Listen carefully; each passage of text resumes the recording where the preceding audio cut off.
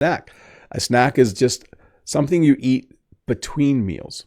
So if there are 3 meals in the day, if that's how you like to eat, breakfast, lunch, and supper, maybe in the middle of the morning, you get a little bit hungry. So you have a snack, maybe a cookie, maybe a granola bar, maybe a banana, maybe an apple. You might have a healthy snack, but a snack is just a little bit of food in the middle of the day because you're feeling a little bit hungry.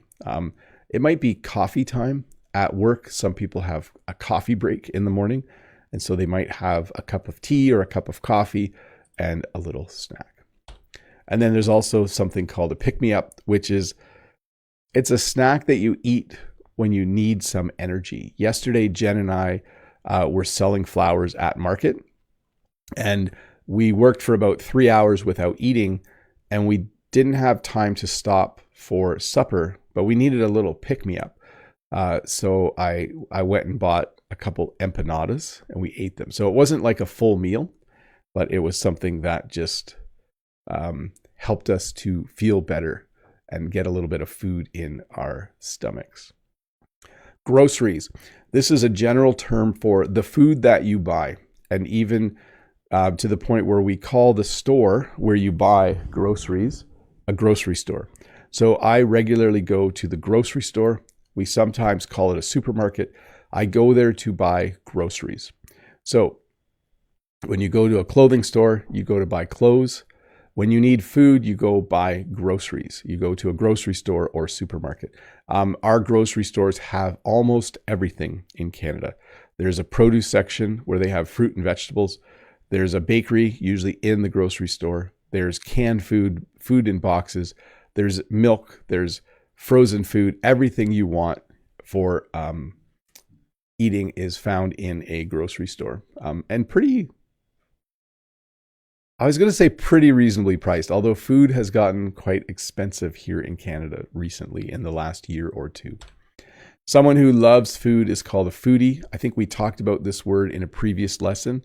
If you know someone who loves to cook and is really good at it, and they love to go out to eat, and they're always talking about food, we might call that person a foodie, someone who really, really enjoys eating food, talking about food, watching videos about food, making food, definitely talking about food would be a big one.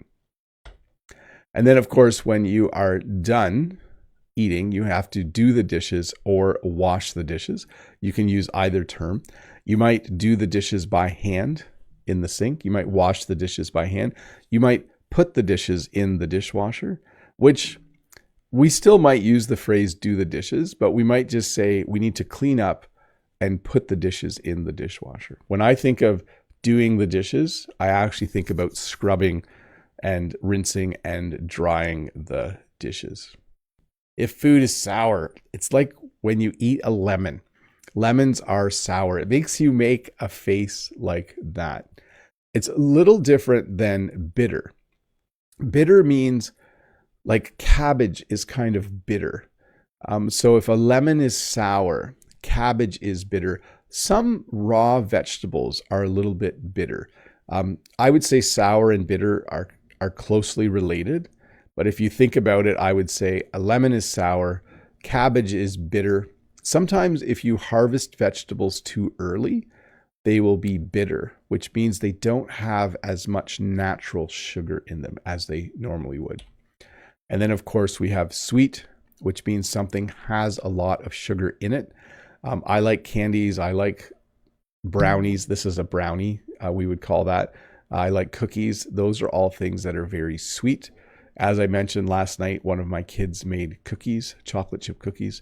They used white sugar, brown sugar, chocolate chips. It's a very sweet thing to eat.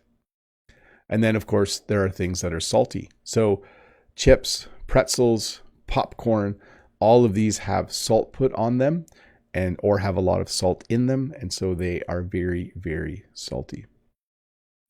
In Canada, we use the words spicy and hot. And spicy can mean two different things and hot can mean two different things.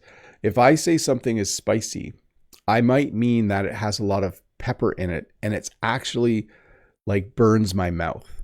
When I say something is hot, it can mean it has a lot of peppers and stuff in it. Or it can simply mean the food has been cooked and it's steaming because it's hot. But I'm not someone who eats a lot of spicy or hot food. There are a lot of foods from other countries, like Indian food can be described as very spicy and it can be hot. When you order Indian food, they might ask you if you want it extra spicy or like North American spicy. So it's not as spicy, but certainly spicy food.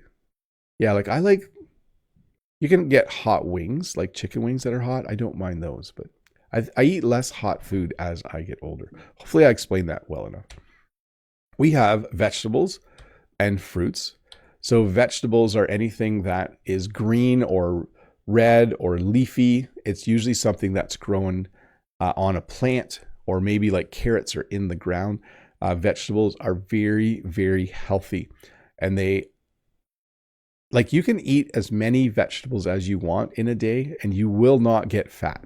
Okay, maybe that's not totally true, but definitely if you eat 9 or 10 vegetables a day and not very much bread or meat, you will be nice and healthy, I think. Fruits are, of course, things that grow on trees, usually, although some things like strawberries are fruits and they grow on plants. But things like apples, bananas, oranges, limes, lemons, grapes, all of these things that are actually a little more sweet as well. Fruits tend to be sweeter than vegetables. And some people have questions about the word fruit and the plural fruits. So I was thinking about this. When I go to the grocery store, there's a fruit and vegetable section. You can buy fruits and vegetables there. You can buy fruit and vegetables there. The word fruit, I tend to put an S on it sometimes and not others, and I don't fully understand why. Like the doctor said, I need to eat my fruits and vegetables. So there I would put it in the plural. But when I talked about the grocery store earlier, I said there's a fruit and vegetables section or a fruit and vegetable section. So a little tricky. I'm not explaining it well, but you have some freedom there. No one's going to look at you funny if you don't pluralize fruit correctly in a sentence.